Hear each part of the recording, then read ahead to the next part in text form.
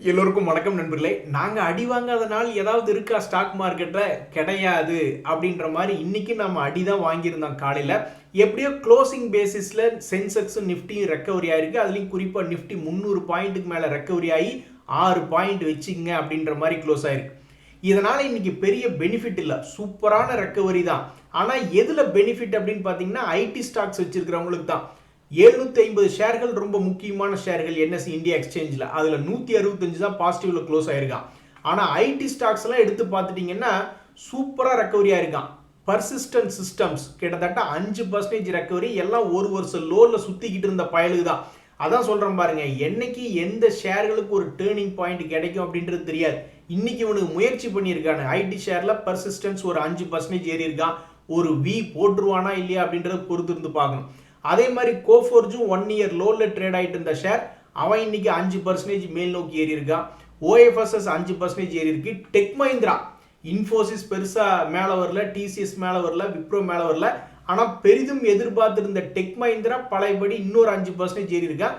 இவனும் தன்னுடைய 52 வீக் லோல இருந்து 5% மேல் நோக்கி வந்திருக்கக்கூடிய ஷேர் தான். அதே மாதிரி ஐடி இண்டெக்ஸ்ல இந்த எம்ஃபாசிஸ் அப்படின்ற ஷேருமே ஒரு 3.5% ஏறி இருக்கான். நண்பர்களே, மிக முக்கியமான செய்தி பாருங்க. இந்த வாரம் பூரா செய்திகள் இருக்கு. அதாவது மே 19, 20 புட்டின் அவர்கள் சீனாக்கு போறாரு. என்னையா பெரிய தலைவர்லாம் கூடி கூடி பேசிக்கிறீங்க, ஏதாவது பெருசா ஏதாவது பண்ண போறீங்களா அப்படின்றது தெரியல. பட் 19, 20 புட்டின் அவர்கள் சீனா போறாரு. அங்கிருந்து ஏதாவது ஒரு அறிவிப்பு வருதுன்னு வச்சுங்களேன், பெரிய லெவல்ல விளையாண்டுருவாங்க. அதே மாதிரி அமெரிக்கா கும்பாவா இனி முடிஞ்சுதா அப்படின்ற ஒரு செய்தியோ, அல்லது இல்லை டெக்னாலஜி பங்குகள் இன்னும் மேல் நோக்கி போறதுக்கு உண்டான வாய்ப்பு இருக்கு அப்படின்ற மாதிரி இந்த என்விடியா ஷேர்னுடைய ரிசல்ட் வந்து மே 20 வருது. அது மிகப்பெரிய கம்பெனி. அட கடவுளே, என்ன ஒரு அவமானம் அப்படின்ற மாதிரி இந்த என்விடியா ஒரே ஒரு சிங்கிள் ஷேர்னுடைய டோட்டல் மதிப்பு நம்ம மொத்த இந்திய ஸ்டாக் மார்க்கெட்டினுடைய மதிப்பை விடவும் ஜாஸ்தியா இருக்கு. என்ன ஒரு அநியாயம் பார்த்தீங்களா நண்பர்களே. ஸோ மொத்த அமெரிக்க மார்க்கெட்டே ஆடி போய் நம்ம மார்க்கெட்டையும் ஆட்ட போகிறாங்களா, அல்லது அமெரிக்க மார்க்கெட் ஓரளவுக்கு நல்லா மேல் நோக்கி வருது அப்படின்றது எல்லாமே இந்த என்விடியா ஷேர்னுடைய ரிசல்ட்டை பொறுத்து தான். அது மே 20 வருது. நம்ம மார்க்கெட்டில் ஒரு 2000 பாயிண்ட்டுக்கு மேலே மூவ்மெண்ட் வரும் அப்படின்னு நம்ம பார்த்துக்கிட்டு இருக்கோம். ஆனால் அதுக்கு வந்து அடுத்தடுத்த ஸ்டெப்ஸ் வேணும். என்ன ஸ்டெப்ஸ் வேணும்? இந்த ஈரானுடைய வாருக்கு ஏதாவது ஒரு முற்றுப்புள்ளி வேணும். அதை எவனுமே வைக்க மாட்டேன்றாங்க. நம்ம மார்க்கெட்டில் ரொம்ப தொந்தரவு பண்ணிக்கிட்டு இருக்காங்க. நண்பர்களே, இப்போ முக்கியமான விஷயம், அதாவது Q4 ரிசல்ட்ஸ் வந்து நிறைய கம்பெனிகள் இப்போ வந்துடுச்சு. இப்போ 100 ரூபாய்க்கு கம்மியாக இருக்கக்கூடிய ஷேர்கள் லாஸ் மேக்கிங்லேருந்து ப்ராஃபிட்டாக வந்த ஷேர்கள். அதே மாதிரி குவார்டர்லி ரிசல்ட்ஸில் கொஞ்சம் இம்ப்ரூவ்மெண்ட் காமிச்ச ஷேர்கள். அதே மாதிரி குவார்டர்லி ரிசல்ட்ஸ்ல ப்ராஃபிட்டா வந்திருக்கக்கூடிய சில ஷேர்கள் அப்படின்ற சில எக்ஸாம்பிள்ஸ் பார்க்க போறோம். முதல்ல இந்த நிவா பூப்பா அப்படின்ற ஷேர். இந்த ஷேர் சமீபத்திய வருடங்கள்ல தான் ஐபிஓல இருந்து நம்மளுடைய செகண்டரி மார்க்கெட்ல வந்து லிஸ்ட் ஆயிருந்தது. அப்போ அதனுடைய வேல்யூ பார்த்தீங்கன்னா 68க்கும் ஒரு 108க்கும் ஒரு 2-3 ரவுண்டு போயிட்டு வந்திருக்கு. அதனுடைய லோர் ப்ரைஸ் வந்து 68 பக்கத்தில் வந்து விழுந்துட வேண்டியது, அப்புறம் மேலே 100 88 போக வேண்டியது, இந்த மாதிரி ஒரு 3 ரவுண்டு போயிருக்கான். இப்போ இந்த பங்கினுடைய சாதனை என்ன அப்படின்னு பார்த்தீங்கன்னா, இது சமீபத்தில் வெளியிட்டிருக்கக்கூடிய ரிசல்ட்ல வந்து பார்த்தீங்கன்னா 345 கோடி லாபம் அப்படின்னு சொல்லியிருக்காங்க. இது சமீபத்தில் அந்த மாதிரி முதல்ல ஃபர்ஸ்ட் ஆஃப் ஆல் லாபமே பண்ணல கடந்த 3 குவார்ட்டர்களாக. இப்போ இந்த குவார்ட்டர்ல 345 கோடி வருமானம் அப்படின்னு இருக்காங்க. அது அதர் இன்கம் மூலியமாக கொண்டு வரல, பியூரா பர்ஃபார்மன்ஸ் ஆப்ரேட்டிங் ப்ராஃபிட் மார்ஜினில் வந்து இன்க்ரீஸ் பண்ணி கொண்டு வந்திருக்காங்க. ஸோ இப்படி இருக்கக்கூடிய நிலைமையில் அது ரெகுலராக லாஸ் மேக்கிங் பண்ணிக்கிட்டு இருந்தப்பவே ஒரு குறிப்பிட்ட சைட்வேஸ் பேட்டர்னில் போயிட்டு வந்துட்டு இருந்தது. இப்போ லோ ப்ரைஸ் பக்கத்தில் இருக்கக்கூடிய இந்த ஷேர் எப்போ தன்னுடைய பழைய ஹையை போய் தொடும் அப்படின்ற மாதிரி பல பேர் எதிர்பார்த்துக்கிட்டு இருக்காங்க.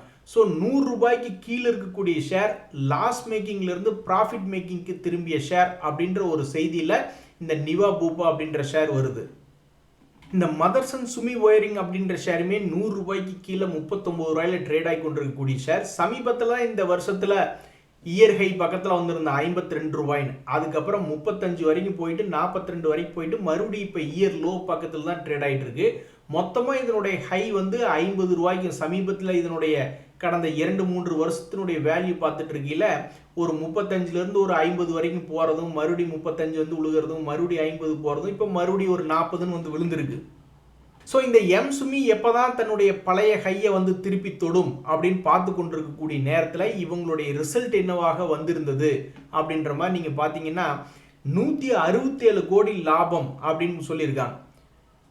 இது வந்து சமீபத்திய 4-5 குவார்டர்கள் எடுத்து பார்க்கும்போது இந்த 167 கோடி பரவாயில்லையே, இவன் மட்டும் எப்படி சேல்ஸ் இன்க்ரீஸ் பண்ணா லாபத்தை இன்க்ரீஸ் பண்ணா அப்படின்ற மாதிரி ஒரு ஆச்சரியமான விஷயம்தான். ஸோ 100 ரூபாய்க்கு கம்மியான ஷேர்கள் தான். ஒருத்தன் லாஸ் மேக்கிங்லேருந்து ப்ராஃபிட் மேக்கிங் திரும்பியிருக்கான், ஒருத்தன் தன்னுடைய லாபத்தை இம்ப்ரூவ் பண்ணி காமிச்சிருக்கான். இந்த என்எம்டிசி இன்னும் ரிசல்ட் என்பதை வெளியிடலை. அது ஜூன் 23 அப்படின்ற சமயத்தில் வருது. இந்த சமயத்தில் என்எம்டிசியில் ஆல்ரெடி என்ன ஒரு சம்பவம் நடந்திருக்குன்னா, தன்னுடைய பழைய 2024 ஹையை வந்து மீட்டெடுத்துட்டான். மிக முக்கியமான இடத்துல இருக்கான். நம்ம தான் பார்க்குறோமே, ரிசல்ட் வந்ததுக்கப்புறம் சில ஷேர்ஸ் எல்லாம் 10-20% ஏறுறான் அல்லது 10-20% இறங்கிடுறான். ஸோ இது ஏதாவது இந்த இடத்த விட்டு கிளியர் பண்ணுமா, பெருசாக கீழே விழுகுமா அல்லது பெருசாக ஏறுமா, ரிசல்ட்டை வச்சுக்கிட்டு ஏதாவது செய்யுமா அப்படின்றத இப்போ ஒரு முக்கிய கேள்வியாக இருக்குது. கடைசியாக இது வெளியிட்டு இருக்கக்கூடிய லாபம் என்பது 1757 கோடி.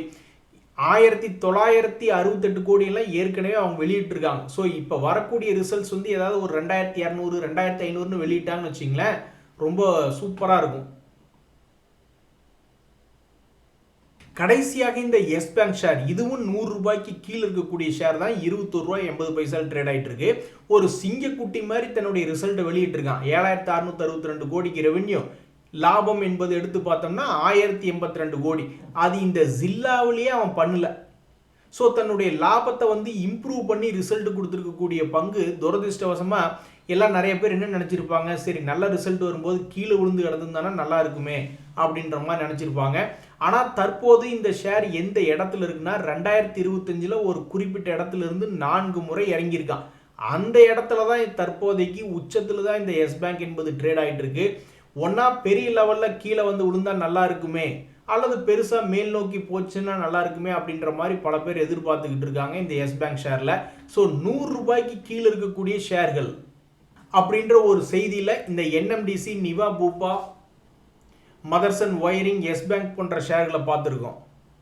இதெல்லாம் சில எக்ஸாம்பிள்ஸாக 100 ரூபாய்க்கு கீழே இன்னும் நிறைய ஷேர்கள் இருக்குது. ஆனால் இந்த ஒவ்வொரு ஷேருக்கும் ஒவ்வொரு சிறப்பு. Niva Bupa loss making to profit making வந்திருக்கான். என்எம்டிசின்னா ரிசல்ட் தெரில, ஒயரிங் ஓரளவுக்கு இம்ப்ரூவ் பண்ணி ரிசல்ட் கொடுத்துருக்கான், எஸ் பேங்க்கும் இம்ப்ரூவ் பண்ணி ரிசல்ட் கொடுத்துருக்கான். இதுதான் இந்த ஷேர்கள் பற்றிய செய்தி.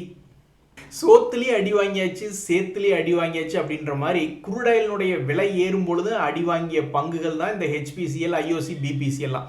இப்போ ப்ரைஸை ஏற்றிருக்காங்க, ஆனால் அப்பவும் அடி வாங்கிட்டு இன்றைக்கும் தொடர்ந்து 2 நாட்களாக இந்த ஐஓசி எல்லாம் 2% பக்கம் இறங்கியிருக்கு. இன்றைக்கும் ஹிந்துஸ்தான் பெட்ரோலியம் இன்னைக்கு இறங்கியிருக்கு.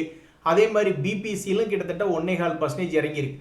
ப்ரைஸ் ஏற்றியும் ஒன்றும் பிரயோஜனம் இல்லையே அப்படின்ற மாதிரி இறங்கி கொண்டு இருக்கக்கூடிய பங்குகள். இந்த ஹிந்துஸ்தான் பெட்ரோலியம்லாம் இன்னும் எவ்வளவு தூரம் கீழே இறங்கும்? இந்த வருஷத்தில் அது வந்து ரொம்ப மோசமான இடமாக ஒரு கட்டத்தில் 24% இறங்கி 300 ரூபா வரைக்கும் போனான். அப்புறம் 300லேருந்து தான் 400 வரைக்கும் வந்திருந்தது. மறுபடியும் எவ்வளவு தூரம் கீழே உழுகும்?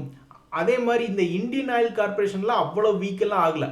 தற்போது வந்து கிட்டத்தட்ட ஒரு 13% இறங்கி 131 ரூபா அவன் இந்த வருஷத்தில் கீழே போனதான் பெரிய சம்பவம். 131 ரூபா போனதுக்கப்புறமே அவனுக்கு ஏதோ ஒரு நியூஸ் வந்து 145 வரைக்கும் ஏறிட்டான். இப்போ கரெக்டாக அந்த அதே லோ இந்த வருஷத்தில் எவ்வளவு ஒஸ்ட்டாக போய் அவன் கீழே விழுந்தானோ அந்த ஒஸ்ட்டில் போய் விழுந்திருக்கான். இந்த இடத்துல அவனுக்கு ஏதாவது ஒரு சப்போர்ட் வருதா அல்லது இன்னுமே புதிய ஒஸ்ட் கேஸாக போய் ஏதாவது ரெக்கார்டு லோ லெவலுக்கு போய் இன்னும் ஏதாவது ரெக்கார்டு இது பண்ணுறானா என்ன அப்படின்றது தெரியல. பட் இந்த வருஷத்தில் அது எந்த ரேட்டில் இறங்கி இருந்ததோ இதுக்கு முன்னாடி அதே மாதிரி இப்போ வந்து 200 days மூவிங் ஆவரேஜ்லேருந்து கீழே வந்து விழுந்திருக்கு. இனி அடுத்தது என்ன செய்ய போகிறாங்க அப்படின்றது பொறுத்து தான் பார்க்கணும். என்பதில் இந்த சமயத்தில் நம்மளுடைய மார்க்கெட் என்ன எதிர்பார்க்குதுன்னா, நம்மளுடைய பிரைம் மினிஸ்டரோ அல்லது வேறு மிகப்பெரிய ஒரு முக்கியமான அமைச்சரோ, ஆமாப்பா நாங்கள் அப்படித்தான் ரஷ்யாவினுடைய க்ரூட் ஆயில் வாங்குவோம், நீ வந்து இந்த மாதம் 16ஆம் தேதி வரைக்கும் தான் நீ டைம் கொடுத்துருந்த ரஷ்யாவினுடைய ஆயிலை வாங்கிக்கலான்னு, அதுக்கப்புறம் நீ சொல்கிறது என்னத்தை நாங்கள் பார்த்துக்கிறோம் அப்படின்ற மாதிரி நம்மளால் யாராவது ஆமாம் ரஷ்யா ஆயில் வாங்கிட்டு தான் இருக்க போகிறோம், இதுக்கு முன்னாடி வாங்கிட்டு இருந்தோம் இப்போவும் வாங்கிட்டு இருக்கோம் இனிமேலும் வாங்கத்தான் போகிறோம் அப்படின்ற மாதிரி ஏதாவது ஒரு அறிக்கை வரும் பொழுது மார்க்கெட்டுக்கு ஏதாவது ஸ்திரத்தன்மை கிடைக்கிறதா அப்படின்ற ஒரு விஷயம் ரொம்ப முக்கியமாக போயிட்டு இருக்கு. ஏன்னா நம்ம மார்க்கெட் சுற்றி க்ரூட் ஆயிலை சுற்றியே தான் வந்துக்கிட்டு இருக்கு. நண்பர்களே, இந்த சமயத்தில் ரயில்வே துறை பங்குகளில் ஏதோ ஒரு வேலையை பண்ணிக்கிட்டு இருக்காங்க அப்படின்ற மாதிரி மிகப்பெரிய ஒரு வால்யூம் என்பது இந்த டெக்ஸ்மேக்கோ ஷேரில் நடந்திருக்கு.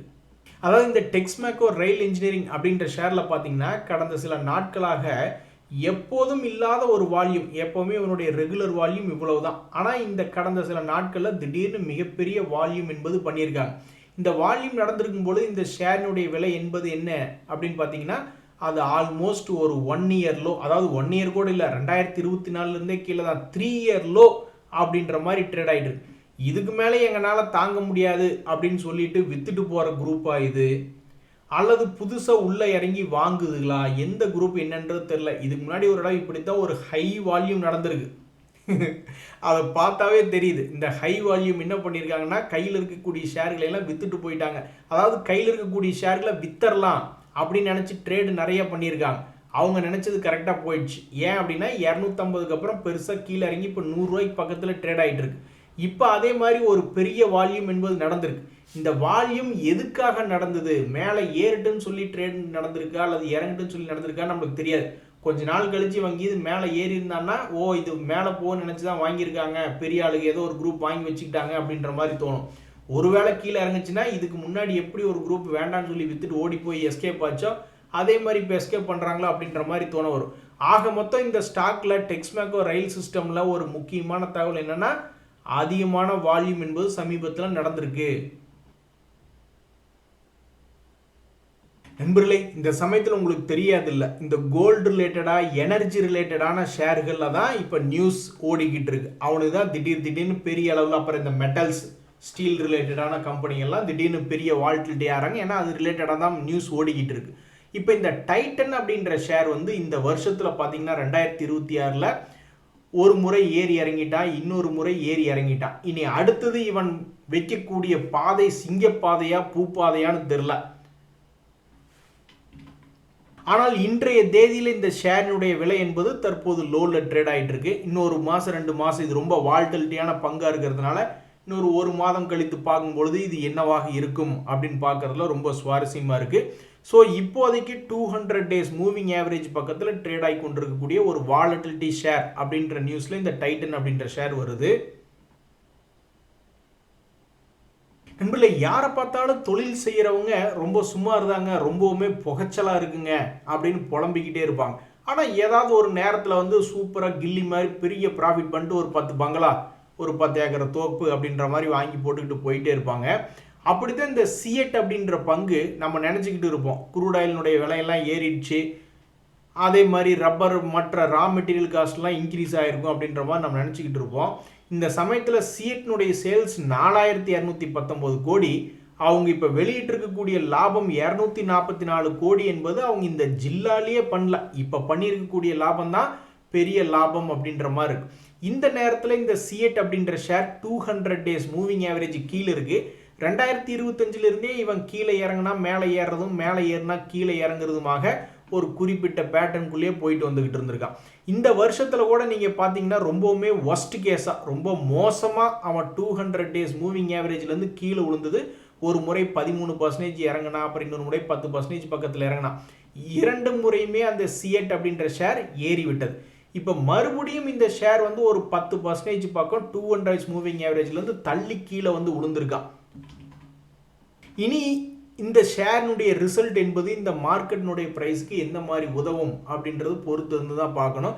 ஆக மொத்தம் சமீபத்தில் ஒரு 200 days மூவிங் ஆவரேஜ்லேருந்து கீழே விலகி வந்து விழுந்த பங்குகள் பழைய ரேட்லேருந்து இப்போ இதுக்கு முன்னாடி ஒரு மாதம் முன்னாடி வாங்கியிருந்தாங்கன்னா இப்போ அவன் விலை அதிகமாக கொடுத்து வாங்கியிருப்பாங்க 3900 ரூபாய்க்கு. இப்போ கிட்டத்தட்ட 800 ரூபாய் டிஸ்கவுண்ட்டில் வந்து விழுந்திருக்கக்கூடிய பங்கு தொடர்ச்சியாக இறங்குமா அல்லது அப்படி இந்த இடத்துல திரும்பி ஏறுமா அப்படின்ற கேள்வி தான் தற்போதைக்கு மார்க்கெட்டில் போயிட்டு இருக்கு. ஆனால் இன்றைய தேதியில் இந்த பங்குல என்ன ஒரு செய்தி அப்படின்னு பார்த்தீங்கன்னா, இந்த வருஷத்தினுடைய லோ ப்ரைஸில் ட்ரேட் ஆகிட்டு இருக்கு. நண்பர்களே, இந்த நேரத்தில் இன்னொரு ஷேரில் ஒரு செய்தி என்னன்னா, இந்த ஜைடஸ் வெல்னஸ் என்ன பேர் வச்சிருக்கான்னு தெரியல. உண்மையிலேயே இந்த ஷேர் ஹோல்டர்ஸ்க்கு இன்பமோ இன்பம். இப்போ கூட இவங்களுக்கு ஒரு டிவிடெண்ட் அனௌன்ஸ்மெண்ட் என்பது வந்திருக்கு. இவங்க என்ன சொல்றாங்க அப்படின்னு பார்த்தீங்கன்னா, ஒரு ஷேருக்கு நாங்கள் ₹1.20 டிவிடெண்ட் கொடுக்குறோம். இது வந்து நாங்கள் ஆகஸ்ட் 7க்கு முன்னாடி நாங்கள் பேமெண்ட் பண்ணிடுவோம். அவங்க ஏற்கனவே சந்தோஷமா தான் இருக்காங்க அப்படின்ற மாதிரி 360 ரூபாயிலிருந்து ஆல்ரெடி 500 ரூபாய் இந்த கடந்த ஒரு வருஷத்திலே 360க்கும் 500க்கும் 2 ரவுண்டு போயிட்டு வந்திருக்கான். அது மட்டும் இல்லாமல் இன்னைக்கு அவங்களுடைய டிவிடெண்டினுடைய அனௌன்ஸ்மெண்ட்டும் கொடுத்துருக்காங்க. ஆக மொத்தம் ஜைடஸ் வெல்னஸ் அப்படின்ற பங்கு அவங்களுடைய ஷேர் ஹோல்டர்ஸை நல்லா வெல்ல பார்த்துருக்காங்க. சரி நண்பர்களே, நீங்கள் பிடுங்கினது எல்லாமே தேவையில்லாத ஆணிதான் அப்படின்ற மாதிரி 300 பாயிண்ட் ரெக்கவரி ஆயிருக்கு. அதில் ஐடி ஸ்டாக்ஸ் வச்சிருக்கிறவங்க தான் இன்றைக்கி ரொம்ப சந்தோஷமாக இருந்திருப்பாங்க. மற்ற ஷேர்ஸ் போர்ட்ஃபோலியோவில் வச்சிருக்கிறவங்களுக்குலாம் இன்றைக்கி ஒன்றும் பெருசாக பிரயோஜனம் இல்லையே அப்படின்ற ஒரு நிலைமை தான். இன்றைய தகவல் அனைத்து உங்களுக்கு உதவியாக எனக்கு மகிழ்ச்சி. ரொம்ப நன்றி, வணக்கம்.